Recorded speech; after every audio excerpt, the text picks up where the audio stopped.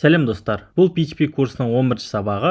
Бүгінгі біз сабақта функциялар туралы үйренеміз. Жалпы функциялар не үшін қажет? Олар белгілі бір қайталанатын кодтарымызды бір-ақ рет жазып, бірнеше жерде қолдануға мүмкіндік беретін нәрсе. Мысалға сіздерге көрсетейін. Function деп жазамыз. Содан соң функцияның атын жазамыз. Біздің жағдайда square дейік. Жақшаларды салып кетеміз. Ішіне осы функцияға кіретін айнымалыны жазамыз.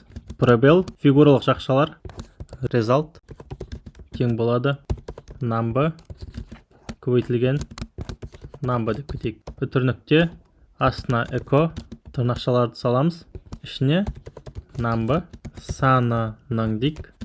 Квадраты қос нүкте result деп жазып қояйық. Үтірніктеміз саламыз. Қазір веб парақшамызда әдемі болу үшін br тегін салып кетейік.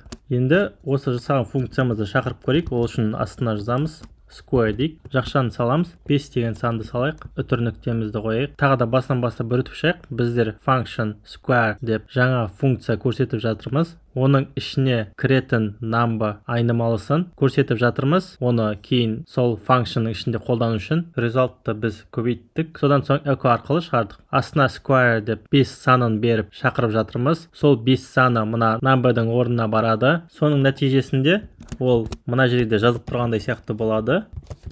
Number 5 деп тұрған сияқты алып тастайық.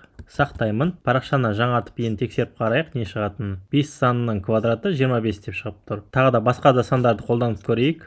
Ол үшін мына функцияларды қайталап жазамын. Мына жерге 3 дейін, мына жерге мен 9 дейін. Сақтаймын. Парақшамды жаңартам. 5 санының квадраты 25, 3 санның квадраты 9, ал 9 санның квадраты бізде 81 болып тұр. Бәрі математикадағыдай дұрыс шығып тұр. Жалпы функциялардың барлық мәні осында.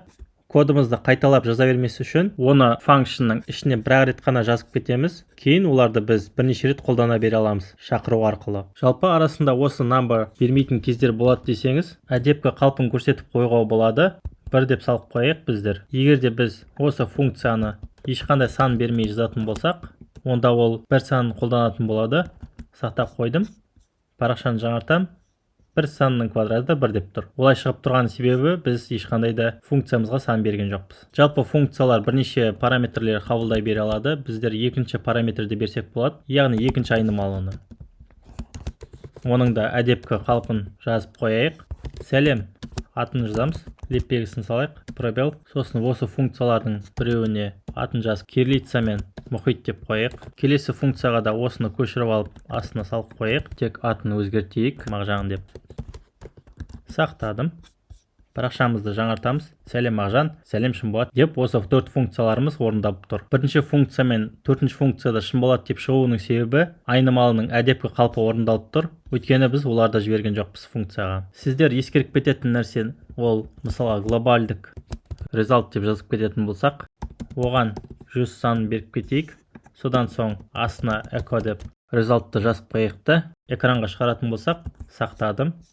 Парақшаны жаңартам. 100 сол күйінде тұр. Бірақ логика бойынша біз қарасақ, 100-дің санына басқа сандар жазылып кету керек еді. Себебі result'та мына жерде айнымалысының мәнін өзгертіп жібердік. Number көбейту number деп. Бірақ көріп тұрғаныңыздай ол өзгермейді. Неге десеңіздер, олар functionның ішінде тұрған нәрселер. Жалпы басқаша түсіндіретін болсам, function ішіндегі айнымалыларды сыртқы айнымалылардан оқшаулайды. Олар бір-біріне ешқандай да кедергі келтірмейді. Солай сыртындағы айнымалымыз functionның ішіндегі айнымалыға ешқандай әсер ете алмайды. Жалпы функцияны атын көрсетпей-ақ та жасасақ болады. Ол үшін айнымалыны жасаймыз. Square деп ат берейік. Тең болады дейміз.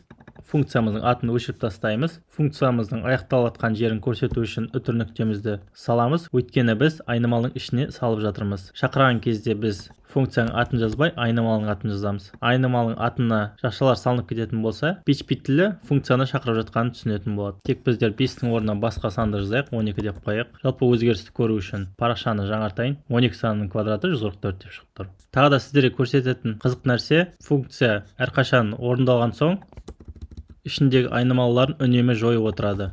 Жойып отпасын десеңіздер, static деген нәрсе бар. Result деп жазып қояйық. Үтірніктеміз салайық. Қосып отырайық біздер result'ты. Екеуін жақшаларға алайық. Олар үнемі бірінші орындалып отырсын. Мынаны тағы да шақырайық астына. 2 дейін. Сақтаймын. Парақшаны жаңартам. 12 санның квадраты 144. Дұрыс. 12-ні 12 көйтсең 144 саны шығады. 2 санның квадраты 148. негізі дұрыс емес. 2 көйтсең 4 саны шығу керек еді, бірақ бізде 148 шығып тұр. Сол 4 санын алдыңғы функцияда шығып кеткен 144 санын қосып тұр. Осылайша результат айнымалымыз әрқашанда өзінің мәнін сақтап отырады, функцияны қанша рет шақырсақ та. Осымен функция сабағын аяқтадым. Келесі сабақта кездескенше сау болыңыздар.